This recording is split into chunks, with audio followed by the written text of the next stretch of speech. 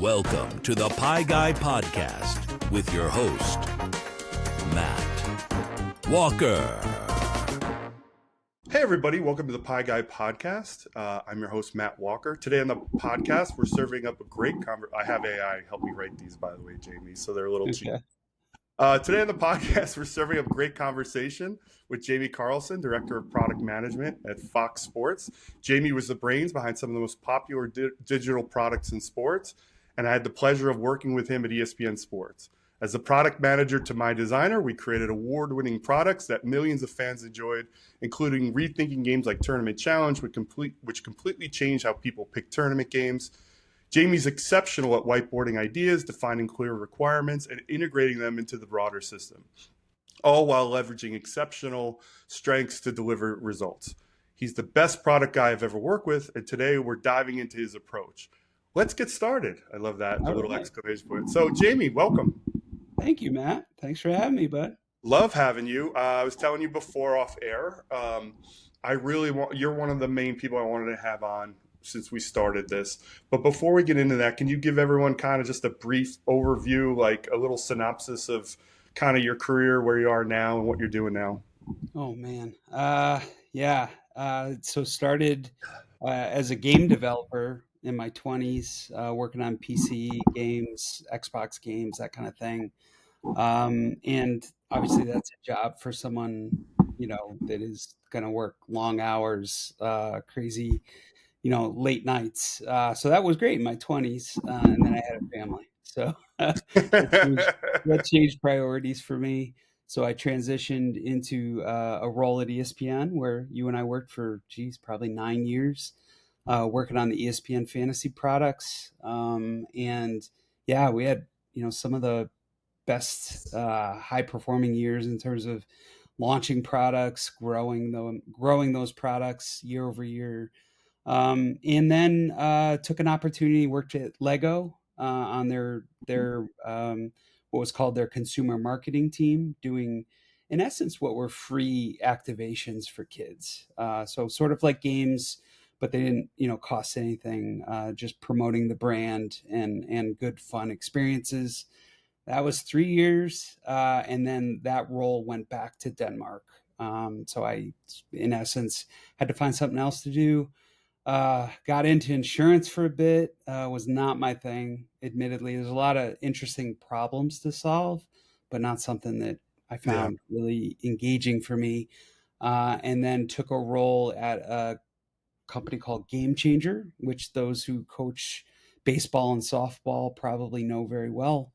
And that was a really interesting app where, it was about streamlining the scorekeeping experience, helping organize leagues and teams, all that sort of social aspect of running youth sports, which from football and everything else, Matt, and basketball coaching. And from there, went to Fox Sports, which was doing a lot of what you and I did at ESPN, just a little different, and have been there for 3 years. That's great. And it's funny, for everyone who knows, we live in the Hartford area, so when you need a job, there's always insurance. But I did that too. It's not fun to work in a regulated environment with a lot of rules and a lot of things. But talking about Game Changer, I've had kids, I have 4 kids, so we've used so many of those different apps. So I have so many opinions on which ones are good and bad. But that's an interesting thing. I saw when you went there, I thought that was an interesting problem to solve because no one really puts a lot of effort into those. But it is an amazing little world that is so important, right? Like, no one really gives it that love. But as a parent, like, I'm sure you were like, I'm assuming you used it did you use it as a user? Yeah. So, what's interesting about that space, and you're right. You were saying, we'll find something to talk about. Of course we will. Yeah.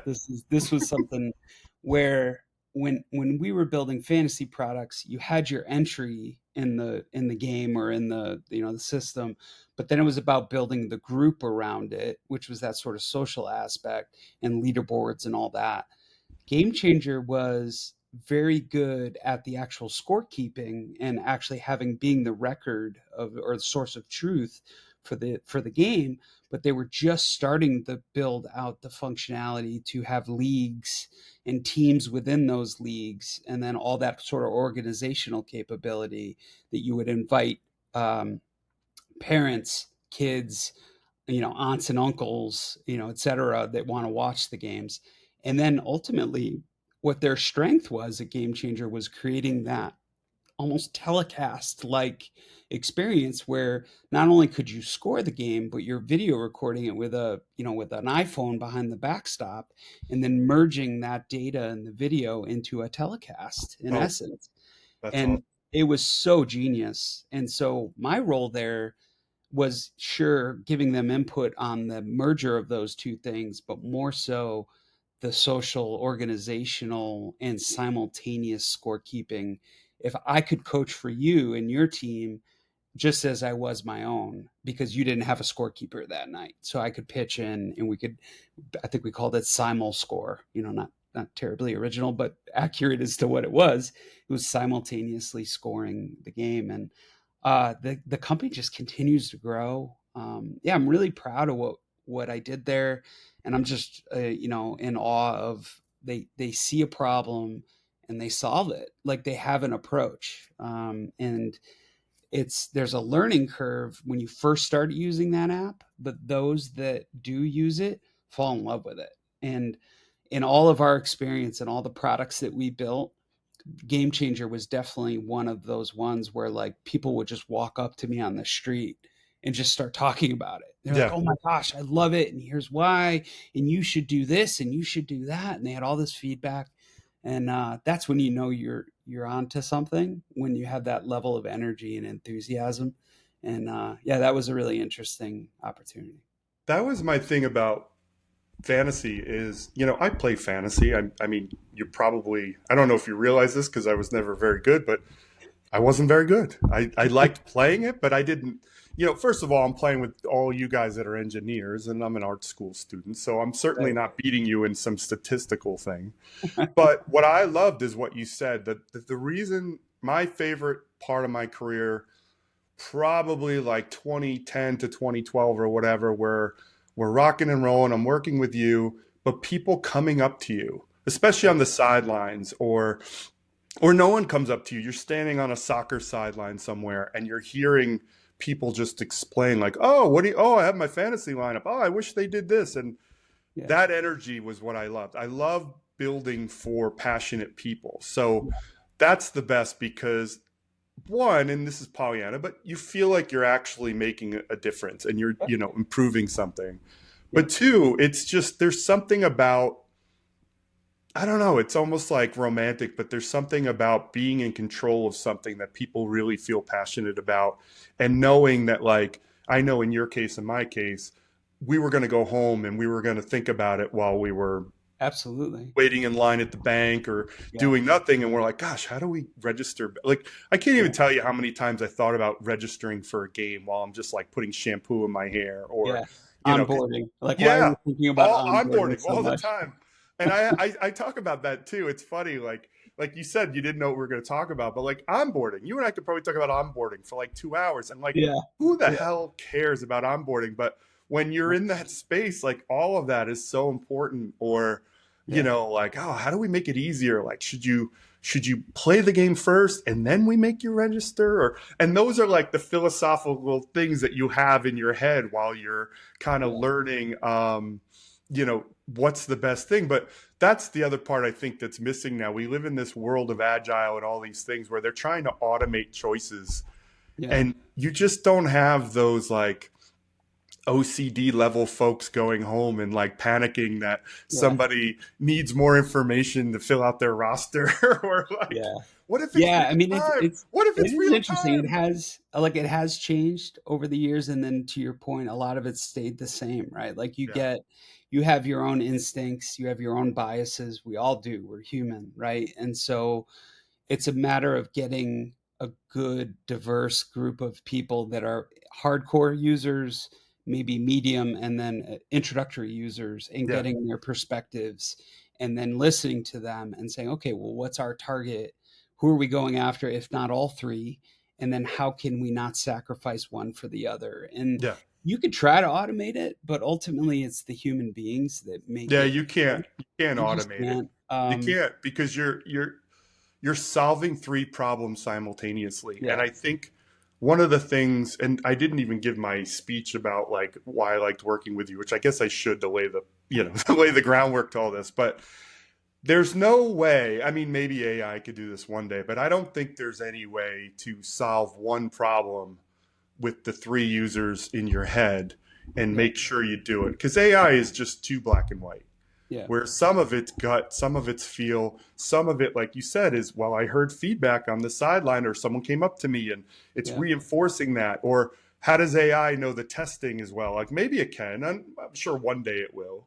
Like I said, like I want to take advantage of AI as much as possible before it kills us all.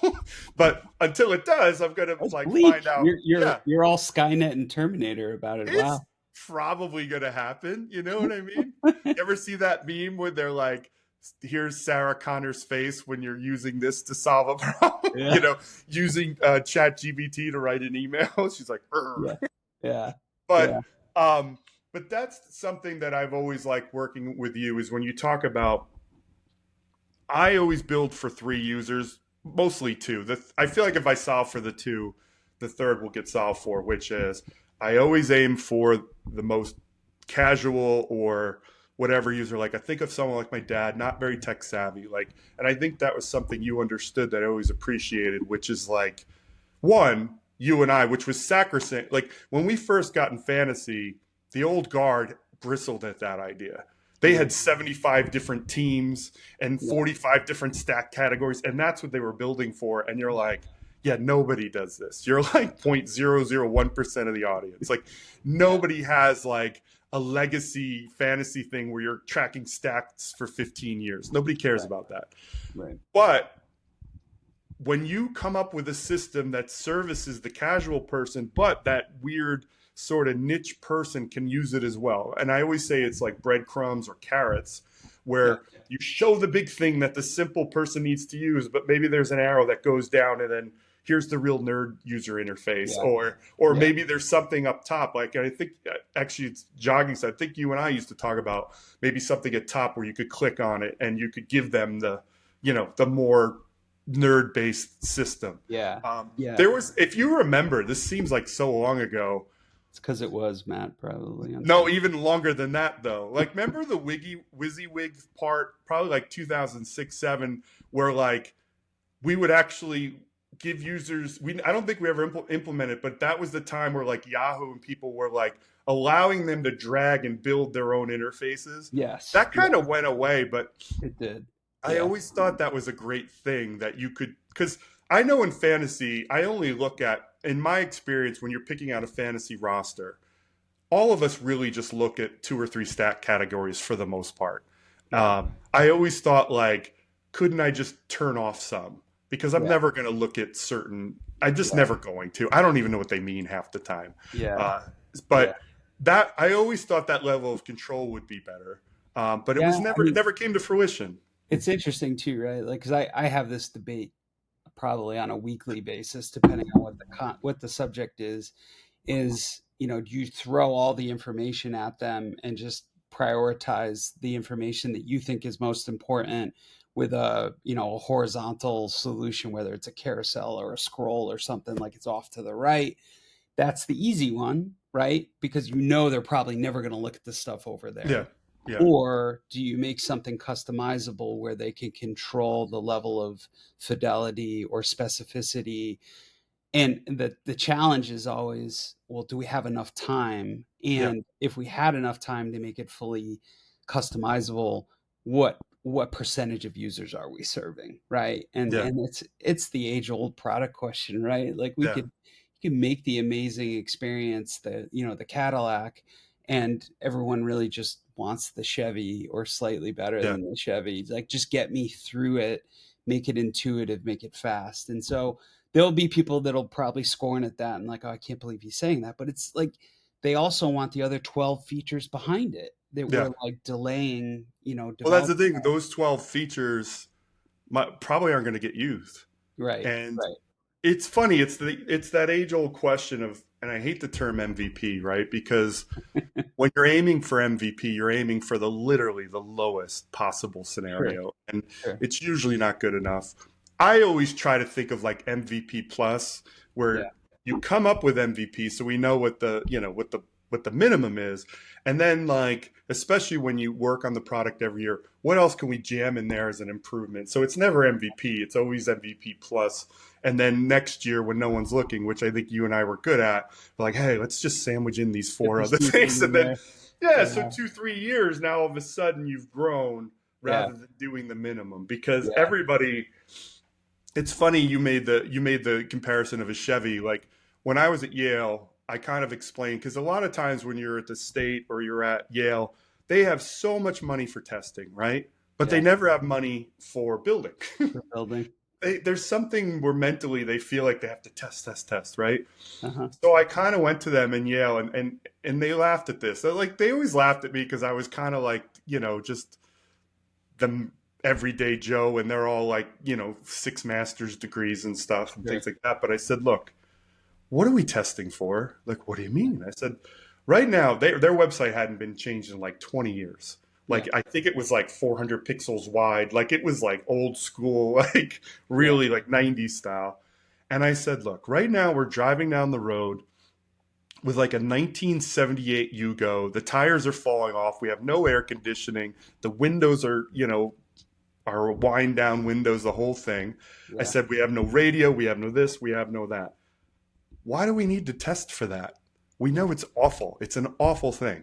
I said, if you had that car and I went to any car lot in America and gave you the 2025 version of a car and handed it to you tomorrow, you would think you won the lottery. Yeah. I said, why don't we just build a base level good website that does the minimum, and it's going to feel like we're walking on the moon. Of course. I go, then we can test. Yeah. Then Yeah. we could get to the nooks and crannies. Let's just upgrade, because so many people are worried about all these things and are we doing this and doing that? And you're like, anything is better than what we have now. Let's upgrade and then test and see what they like. I mean, the term that you'll always hear from product folks is value, right? Like Yeah. focus on value. And that value could be a game or it could be an insurance app. It could Yeah. be anything. But the user value, business value, whatever you're looking, whatever the outcome you're looking to strive, the value will come with some risk.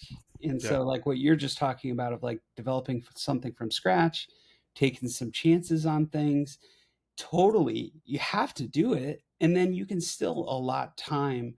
I wouldn't even call it testing. It's just getting feedback from users to make Yeah. sure you're building the right thing.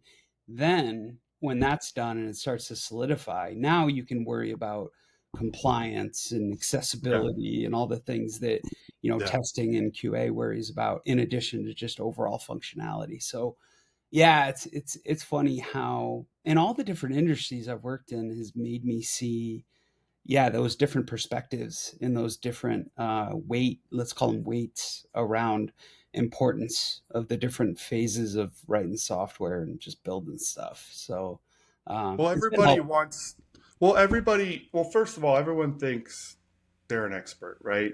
Sure. So that's one of the things that frustrated me at the end of my time at ESPN, and it's actually why I left, was we worked for Jason Warham. There was 30 of us. And in reality, there might have been 30 of us, but there was 5 or 6 of us that kind of figured out what the products were. Yeah. And I love that. And we sat there and we learned and we, stressed about it and whatever. And then they moved Jason, and then now we're in a meeting with like 40 people. And we go from, like you and I were saying, like losing stress from like, how do we onboard better or whatever, to now like, hey, Matt, why don't you make me 45 buttons and I'll see if it's a good button. And I'm like, what? Like, that's not what we do. Yeah. And that's kind of the automation, I think, of products. And I think that's like 2014 to me is like an apex year of things changing. I think that's, 2010 was like the Wild West where we were just building stuff, right? We're building apps, we're brainstorming, we're coming up with stuff.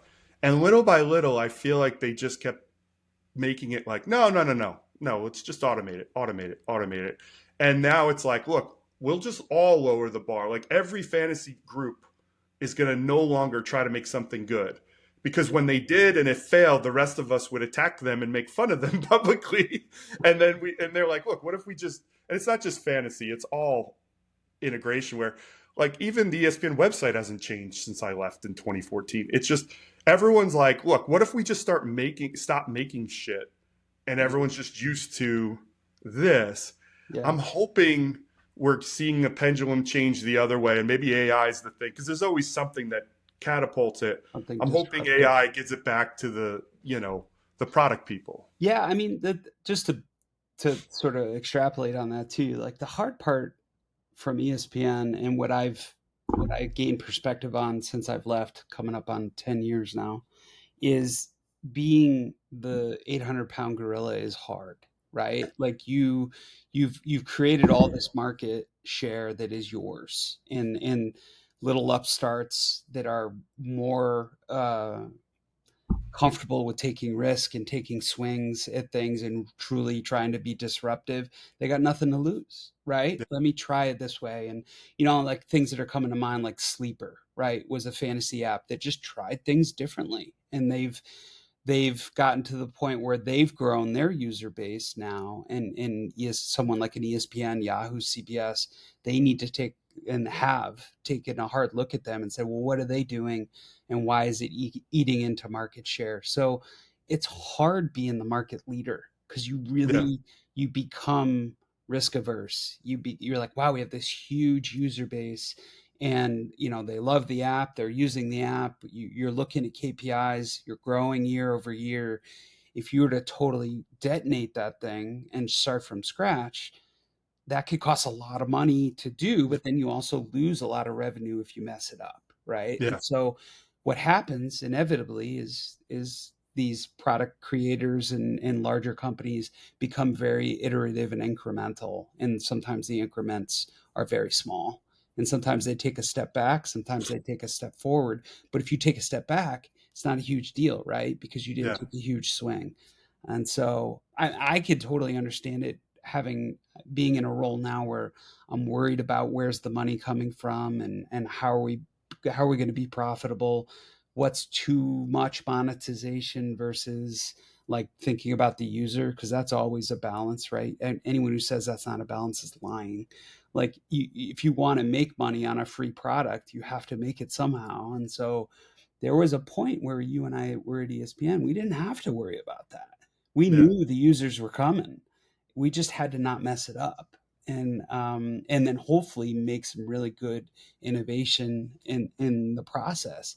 And yeah, we were able to do that, and all the people we worked with in technology and in design, they understood, like, okay, I can put myself in the shoes of the user, and if I'm the user, what do I want and what will make it better for me, you I know? think the other part of that, which has changed so much, was the ad revenue. Was Yeah. we would get a phone call. I remember, I think it was Mountain Dew, and they're like, "We just want a game that's whatever." And so we'd come up with a game off the top of our head because we had the revenue.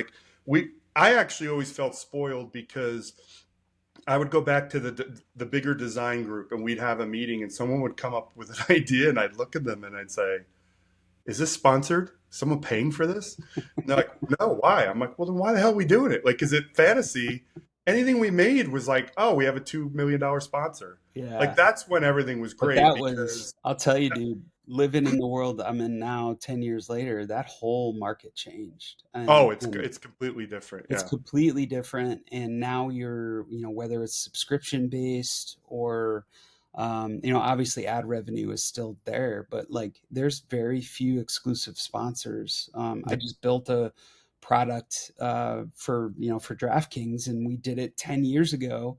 And, you could see how much DraftKings has grown since then, and how deep their pockets are. There's not as many of them anymore. Like, remember, Yeah. our biggest cash cows were insurance companies, and they still are. They still spend Yeah. tons of marketing dollars, but yeah, they were just, it was like fish jumping into the boat, Yeah. and Yeah. and that's not the case anymore. You Well, it really was a got to lot of work for it. soda, energy drinks. It was Yeah, like a Gen X like yeah, dream of cash just flowing in and yeah. but there's another part to this which I think is specific to fantasy, which I think is also kind of ruined, not ruined, but it's stunted growth, Yeah. which is the daily fantasy, the FanDuels, the DraftKings, and I've had, I worked at FanDuel for a while, Yep.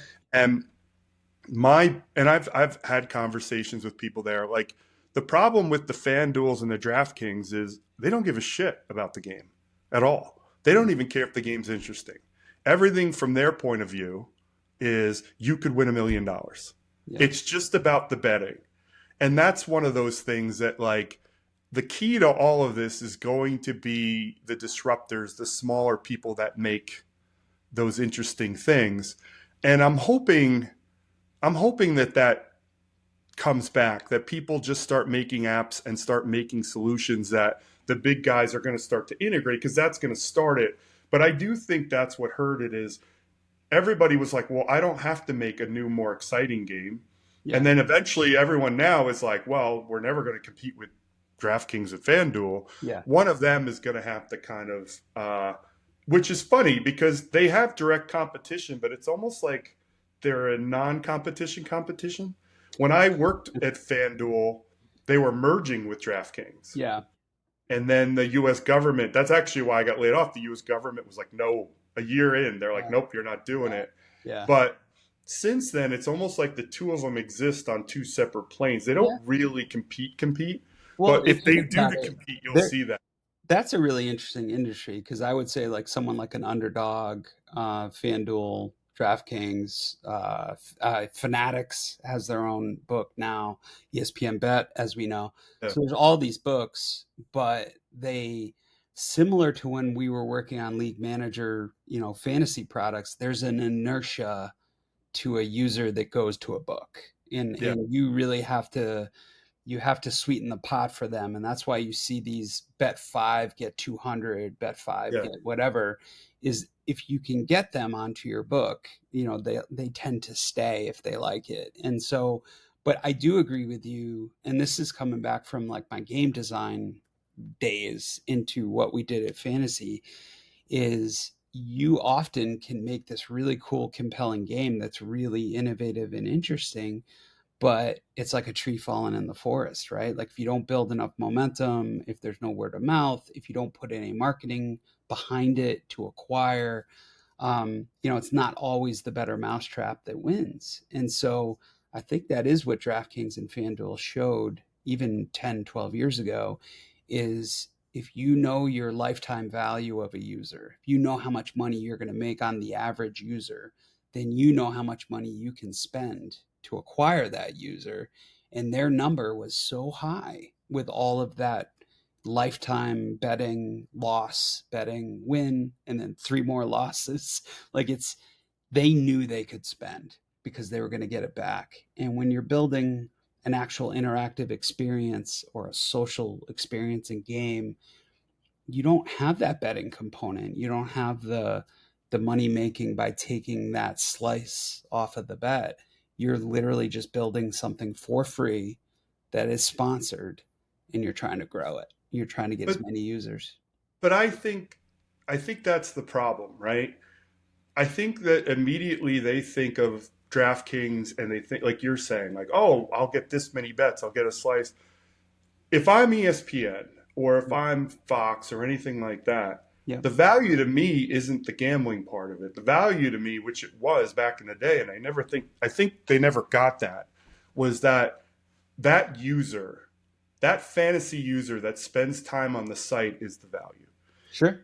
Couple of things right off the bat. Number one, ESPN dropped the ball years ago. I said this when we were building things and we were building ESPN Social and all of these things. ESPN should have became Amazon for sports. Mm-hmm. When you had that social part of it, and now we're clicking off, like, remember we were excited, like, oh, went to Fenway, click it off. Oh, went to Seattle, we went to Safeco, click it off. Yeah. We're just collecting data on you, and then we could sell to you. They never did anything with that. Yeah. And that's been the biggest problem with ESPN, is they don't know the value of that customer, because Matt Berry to me is the Barnum and Bailey of promotions. He is, people don't realize what he did we had a shitty product that collapsed. He came in, and after it collapsed, I don't think you were in this when fantasy baseball collapsed. I And was. It was my first 6 months, 4 months. did you go to the New York City summit? Yeah. Yeah. There was not a lot of us there, and Yeah. we basically said, look, we have this awful code, Yeah. and it's based on this system. We're not going to be able to fix it for years. It's going to take a while. How do we get people to join this thing? Yeah. And that's where his ideas of cross promotion and talking and all of that stuff, that's where we made the inroads. The products weren't great. Eventually they got much better. Yeah. I think folks like you and I, and we're talking about Kenny and other people, we made them better and we listened. Yeah. But he got the eyeballs on it by like just starting like, oh, here's here's a daily college football game that so and so filled out, and he's reading it on the radio. Like Yeah. it was all like rogue basic marketing that made you want to play, and now that user became valuable. Yeah. Whereas the same thing with ESPN Bet, which makes no sense, is if I was, and I've tried to tell this to Aaron or anyone that'll listen, ESPN Bet should be draped all over ESPN.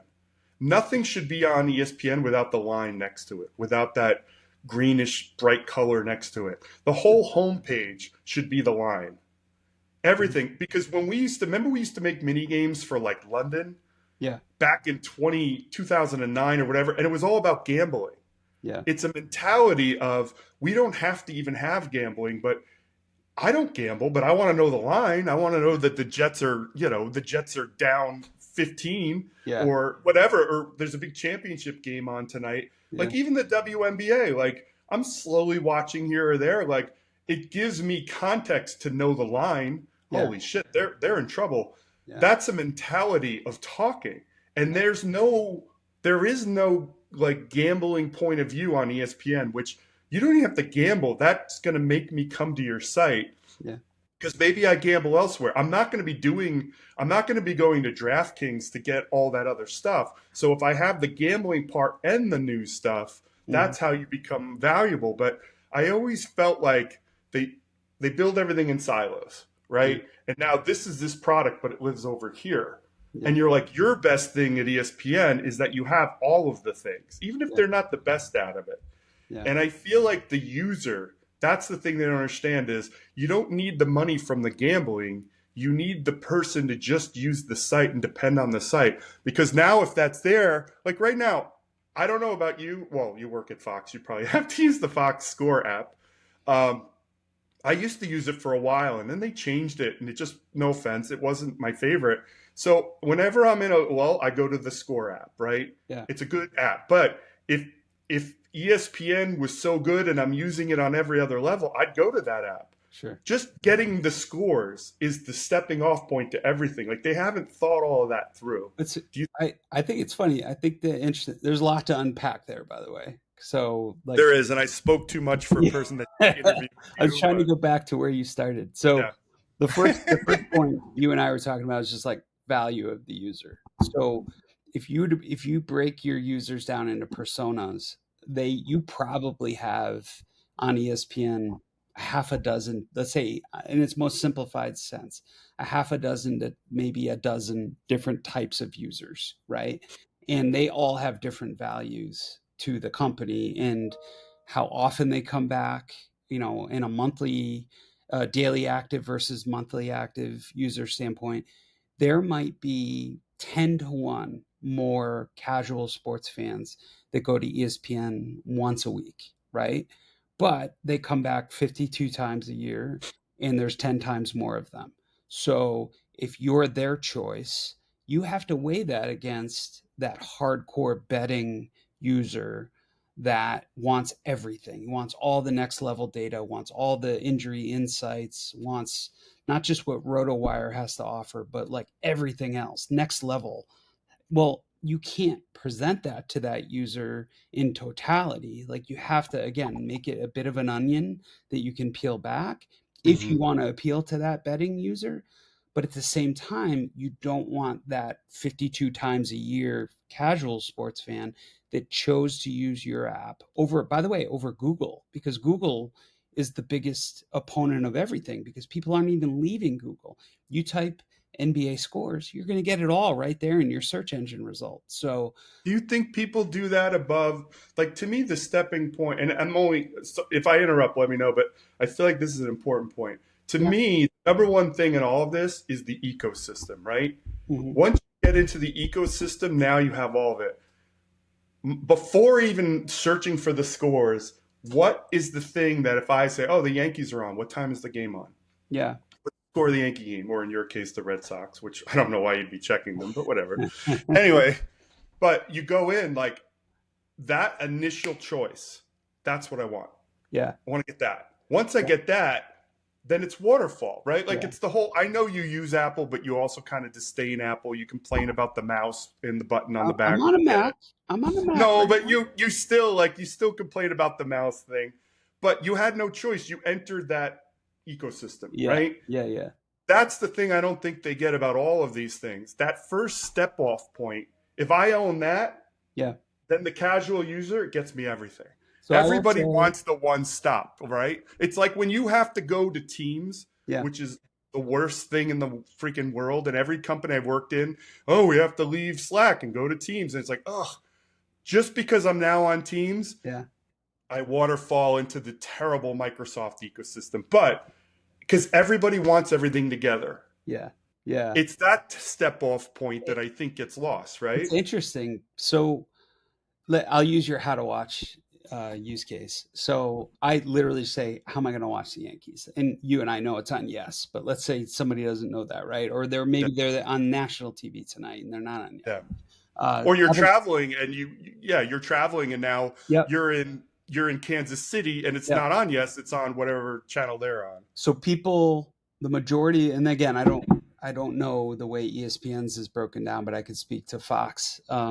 You know, especially with NFC football, especially with college football, Big Ten, you know, searches. There are articles and stories written just for that how to watch user, and they are literally just tell me how I'm going to watch this thing.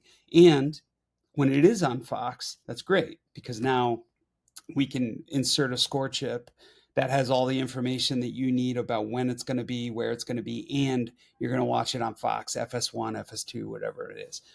But the bounce rate on those users is super high. They get what they want and they're gone. So it's like the ecosystem, surprisingly, there's a big like admission If they're or gone cost of that admission moment, to get them. but if they're gone that moment, that's one thing. But isn't this the marathon sprint scenario that they're checking every day? Yeah, so Isn't it's yeah. this is the challenge, right? It's like you serve their purpose, you gave them the answer they wanted. Do they have any affinity for you yet? You hope they do. So if you build and you give them a value proposition that actually is truly valuable to them, like maybe you give them something else, maybe you give them a clip that they never saw, or you have a feature or a game, an interactive game that you're like, oh, that's interesting. They might hang around and they might explore you a bit, and then they might bounce. And so you do that enough times, and we call it climbing the affinity ladder. Your ultimate goal, at least for web users, is can you get them to download the app, right? Because if they can download the app, you can send them push notifications, you can engage them. Yeah. But God, man, the marketplace is so hard right now. And like, again, going from ESPN to Fox, which by the way, Fox is a huge company too, have all this awesome TV rights. But from a digital perspective, yeah, we're fighting for that market share just like anybody else. So it's interesting. It's an interesting problem. Like I could solve for you as a persona, a sports fan that is, you know, open to trying new solutions. Maybe you were using the score as your primary daily running app, and now you're like, you know what, I'm going to try something else. Like to actually engage you at that right time, at the right moment, and give you an alternative that's worthwhile to you. It's tough. It's tough to get you out of your habits. But again, I think for a little bit people were focused on the score part, I know this happened at ESPN where I left it. And like I said, I was using the Fox app for years. I forget why I left it. I think they changed it. Yeah. But at the end of the day, the thing about the score apps is they lose the focus on the score. Yeah. And like I know in the case of ESPN, it was like, I just want my scores. Why are you pushing me on like, and I watch WNBA a little bit now, but like 3 years ago, you're like, I don't care that this team's playing that team. I just scores. I remember Corinne Smolin did this thing. You and I were talking there, I think in Seattle. Yeah. And she said when she first got to ESPN, she was a usability specialist. And they said, read the stats, tell us what we're doing wrong. And she went in, and at the time, everything at ESPN was long form journalism. Like we were real journalists, and we were hitting the hard news or whatever. So they're like, "What do you think?" And she's like, "I think you should fire all your journalists and just have scores." And they uninvited her from the meeting for like 2 years, which is why she was working with us. I think they're like, "Oh, go work on fantasy." Yeah. But eventually, they got the point, which is scores are everything, and it's that affinity for the product. It all starts from that, which is what is the remote control of your life. I would also say two things. This is not me being politically correct, by the way. ESPN has some of the best long form content in the way they like their articles are beautiful. Like really, like the really long flowing scrolling ones. They're interactive, they move, they transition. But comparing that to that user, what I would call like a user that has 5 minutes for you, tops. Yeah, who reads tops. That? Nobody reads those. The numbers on I those do because I love them, but I didn't even know they, just to percentage show you wise. how bad it is, I didn't even know they still did it. They still do it, and they're beautiful. Yeah. Actually, that's great. Yeah, but you're right. Again, it boils down to the percentages, right? Yeah. And so you have this really interested, engaged user that just wants to consume everything about that sport, or what usually their best long form stuff is the human stuff, right? The really personal stories, and those take time. They take time to build, and they take time for you to read. And but I find that we have users that have literally they have no attention reads for any of it. Yeah, nobody reads. I'm sorry, I don't read. I don't have the time. Right. At the end of the day, when I remember we were pushing the idea of like the Daily Mail did this back in the day, and it was just like bullet point the 5 things that this thing, and I'm out. Yeah. Like everything should be built on the idea that nobody reads, nobody watches more than 10-second clips. Yeah. And all of that's great, but I think all that went away, which is like coming in, if I come in and I look at the Jets score, or I'm checking stuff, especially that football thing, because you have that week building up. Yeah. Give me the stuff right there to prepare me for that game, get in and get out. And like I think the romanticism with the writing is everything needs to be more like functional. Yeah. And it's still that like, so when I worked at the state of Connecticut, it was to try to like, it was a disaster. Like they didn't have a system for anything. Yeah. So I went in there, and then they're like, well, we have 2 things. We have services and agencies. Agencies are the Department of Motor Vehicles, Department of Education, yada, yada. And then there's services, which is like, I need a job, and I don't care what agency it lives in. Yeah. So what I started talking to them about, and they kind of didn't understand, because everyone there wanted to write a War and Peace article on everything, right? Yeah. I go, at the time I had back to back every single year I had a kid getting their driver's license. Yeah. I said, I don't give a shit. I just want to sign up for the test, for the permit. And then now that I have the permit, I want to get my license. Yeah. Or, hey, I just want to come in here and file an employment. Yeah. Or give me 4 or 5 bullets and then a call to action that's really clear about what it's about to take me to. I said, and everyone, I had to fight for this, I said the service stuff should be like a bank kiosk. Yeah. Button. What do you need? I need a license. What do you need? I need food stamps. What do you need? I need, what time is your park open till? Like, but so many people can't whittle down to that. And that, I know you do have to stop for a little bit. Yeah. I got another 10. I got another 10, 15. Yeah. And then I got And if you want to come back, I'd love it. If not, that's fine. But to me, when you talk about there's a romantic thing that people, they have to have less ownership, and they have to look at most of these transactional moments you're having with people are this, Yeah. and that's valuable. Yeah. Whereas everybody wants to just have this war and peace like thing. And like I was talking to a friend of mine on the call before this, and we're looking at his website, and he's like, well, what would you do with this? I go, kill it. It's awful. I go, you have a long. Is he still your friend, Matt? I know. Well, we're at a point where he needed that, where I said, nobody reads. Yeah. You're telling me that I could save you money. Yeah. Tell me how. The oceanfront property, right? The first Yeah. 600 pixels. For him, it's Boom, what boom, are the outcomes he's looking to drive, and Yeah. how do I make that front and center with Yeah. the bare minimum of information that will educate the user to actually do the Yeah. outcome that they're looking to create.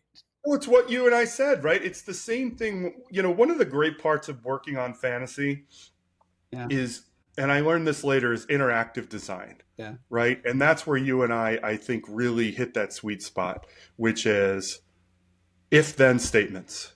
Yeah. It's a series of if then statements. If this, then that. If that, then this. And it changes. And we're designing multiple people. So like we said, you come in with the casual information, bullet points. Yeah. You want to learn more? Here's your learn more. Here's your learn more.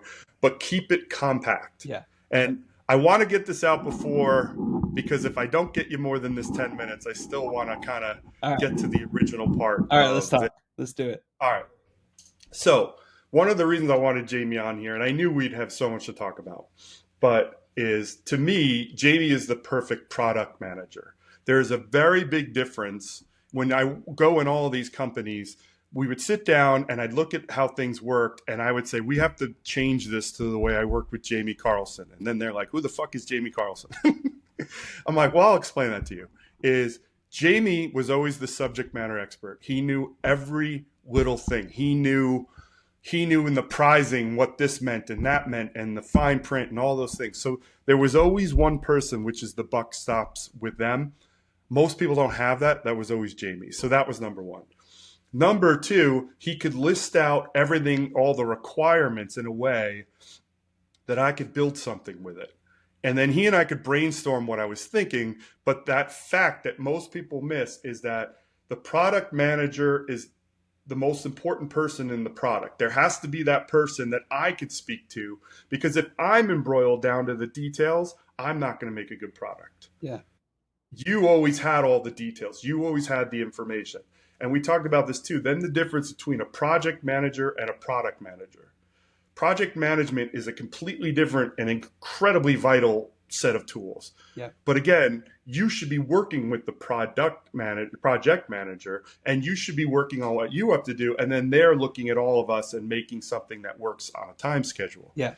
But every place I worked for, they try to combine those two jobs, and they never had the subject matter expert. Or they would look at the designer and be like, oh, that's you. And I'm like, my job is to communicate and translate. Yeah. I'm not here, like, I don't have that kind of a brain that I'm going to get into why we have 15 stat categories for like an eliminator challenge. Like, that's not the skills that the skills you need to meet, perform, are apples and oranges with that. Yeah. What do you think of my description of what you do? What do you think about the idea that like the perfect match is like someone like you and someone like me, the yin and the yang? Yeah. And we're constantly like working with each other, never fighting each other to build something. So maybe some of my designers that I've worked with since you will watch this someday, and I hope they do, because I have such a strong respect and admiration for how hard it is to build a very intuitive, thoughtfully designed product, especially one that if we're trying to appeal to a casual user and a borderline hardcore user, like how can you achieve that without missing on both? And so, like everything that you're talking about, where it's like, all right, well, what are our goals? And then what is, as a user, what are my expectations, so that I can make the best decision? And if you boil any interactive product down, it's around decision making and prioritization of whether information or choice, one or the other, right? Or both. And so, because I have such a high respect for design, and I really try to understand our users to the best of my ability, because you can't know them all. It's that respect that I think works really well for you, and I also think it works really well with other designers I work with. Is they know I'm intently listening. I don't have all the answers, but I have suspicions. I have hypotheses. And so often, the best thing I can do is whip up a really lightweight wireframe or a series of sort of like, I call them Jame mocks. They're ugly, but they're functional.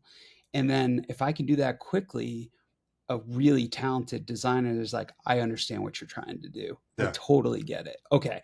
What I want to do for you, Jame, it's not going to look like that, but you did a really nice job. Hopefully I did, of explaining where we're going. And Which is huge, because a lot of times people hand me their version of a Jamie mock and they're like, why isn't this button over here? And you were like, no, my mocks were just to explain to you what it could do or should do. Yeah. I think that's probably where the rubber met the road the most, is you didn't expect to be designing it on your own. And by the way, that trust went both ways, because I knew that, one, you weren't trying to control what I did, but two, you knew what had to be on there. Yeah. Which so many people can't get out of their own way, and they're trying to control what goes on that page. We were just talking about someone before that we thought, when we dealt with them, there was always like conflict, like they couldn't be open, or they always were like, well, I can't let him have this decision because then he's gonna. You and I never thought like that. Like, no, you were, first of all, we had nothing to do with each other in terms of like career paths. We were in different places, but it was just always a respect level and understanding and trust. Like, I knew what I got from you was going to be perfect, and then I could build around it. Which is really, it's all about trust, right? I totally agree. And as I've managed people through the last 20, 30 years now, just scary to admit, it's they realize they're going to get the genuine me, right? Like, I just can't be anybody else. I'm not very good at being anybody else.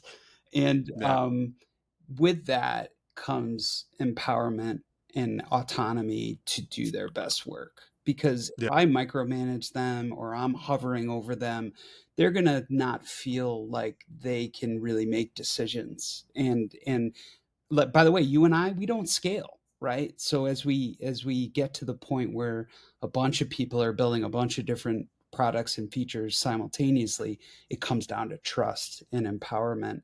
But ultimately, you need feedback loops. You still need that. Everyone still has to say, does this make sense to me? But yeah, I think respect and autonomy are really, really huge for people to do their very best work. And then what you find out is that people are really talented. Like, like you said, if they can just get out of their own way and feel like they're being trusted, then it's amazing the work that people can do. And I did want to touch on the product versus project. I'm really not great at project management, like seeing things through, like on a really detailed, like, here's all the things that have to be delivered. So some of the best people that I've ever worked with are the ones that could help me follow through from a delivery standpoint. And it's just a shortcoming of mine, where if I'm not a taskmaster, but if you pair me with one and they realize I have just as much respect for them as I have for you, beautiful things happen, right? Because that's their core competency, not mine. Well, I think great project management is a real art. We were talking about, it was Ashley, right? Yeah, Ashley Robinson. Ashley Dank. I was going to say Dank. I wasn't sure which is she was Ashley Dank for a lot longer than Ashley. And then So Ashley, and I was just at ESPN. I was like, we need someone like Ashley. Yeah. Because Ashley knew as much as she needed to know, but didn't dig into the weeds where she would interject her own opinions. Right. And she would keep us on a track. She held us accountable. To your point, she held us accountable. Yeah. But she was also smart too. And like, I was going to say this when you were saying about trust. It really has to be a Stockton Malone thing where if you're talking to me, I know what you're saying, but I know what you mean. Yeah. And there's also that idea of like, well, sometimes Jamie puts this down, but I have some wiggle room there. Maybe I can push this or maybe I can push that. And I think when you build it, you probably do it that way where you're sketching it out. You're like, well, I don't have to get into this detail. Matt, I know Matt, he'll break this out. And that's the same thing with Ashley, which is she would listen to me talk and she knew that I was bad with this too. And she'll be like, all right, well, 2 weeks, we'll do 2 weeks. Cause and because if you ask me, I'm always guilty. I'm like, 3 days. And Yeah. she's like, No, we're optimistic, Matt. We're eternally optimistic. But she knows that like, that's a negative for us is that we're like, no, I'll do it. And then you and I are up till like 4 a.m, but we're like, hey, we did it. Yeah, we got it but done. She's like, no, I don't want you up till, I don't want you up till 4 a.m. Yeah. But I think every great product needs those people that are willing to be up till 4 a.m, because that's all they care about is, But if you give me that deadline and you give me 2 weeks, I might not need that 2 weeks, but my brain's percolating. And within that 2 weeks, there'll be 1 or 2 nights that I'm like, and I'm in and I'm locked and loaded. And then I could build it out. Right. And I also think the beauty is if you give them a little more time, then you can create options, right? So you could create 2 or 3 different variations because, like I said, we're all biased. So the one I might love, 6 other people will be like, no, it's number 1. Like, and they say that about Steve Jobs. That was always the funny part about, and I think everyone's heard this story. They would create 5 prototypes knowing that their 4th or 5th prototype is the one they really wanted. Like that was the one they all felt really passionate about. And so they would put the sacrificial lambs in front, knowing that he was going to rip into them. But by the 3rd, he would start to get a better feel for it. And then 3, 4, and 5, he could see that he's like, all right, I see where you guys are going. And usually they were right. It was 4 or 5 that was the best. But occasionally he'd be like, no, it's this one. It's 3. It's 3 or it's whatever. And so we all have biases and we all present things in a certain way that probably do show our bias towards those, but we're trying to make the best solution. Like that's ultimately the goal and the one that's going to resonate with the most people. So, it's in my case, sometimes you just need that time. Well, you mentioned the Steve Jobs thing. And that's an important part of all this is you and I can sit and make what we want. But at the end of the day, we have people we need to present to. In our case, it was Jason Warham. When I first got in there, I know Jason didn't like me. He was a military guy. He thought all this stuff was fluff and blah, blah, blah. But over time, by giving him different options and different answers, we developed the language. We developed a trust level. And so when I was building things, I was building it towards what Jason wanted. And I think that's an important thing is there's always someone that has to sign off on it.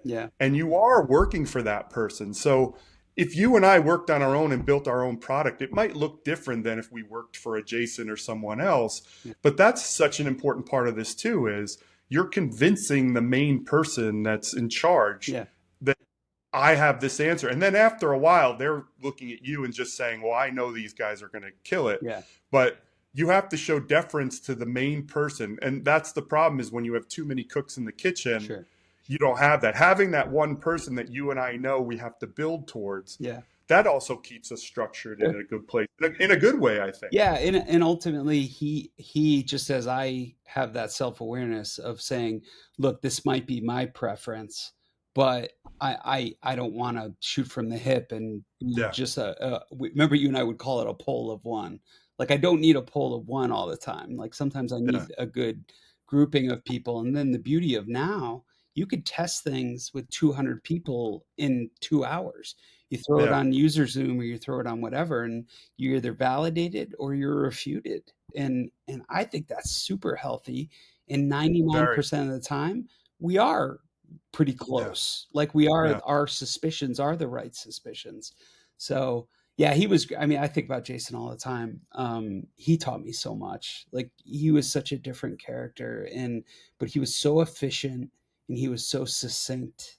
Maybe like you said, maybe it was that military thing, but he always, he didn't mess around. He wasn't going to waste time. At the end of the day, he wanted it quick. I do remember, it's funny, talk about user testing, and I hadn't heard of those platforms you're talking about, but I remember we went to Chicago. It was me, Warm, a few other people, and there was someone in the car with us. I don't want to embarrass him, but they look at him and they go, why do we do this? Every single year we come here and the people say the same thing. Yeah. And Warren was kind of like, oh, that's true. And I looked at him, I said, they say the same thing because we haven't changed anything.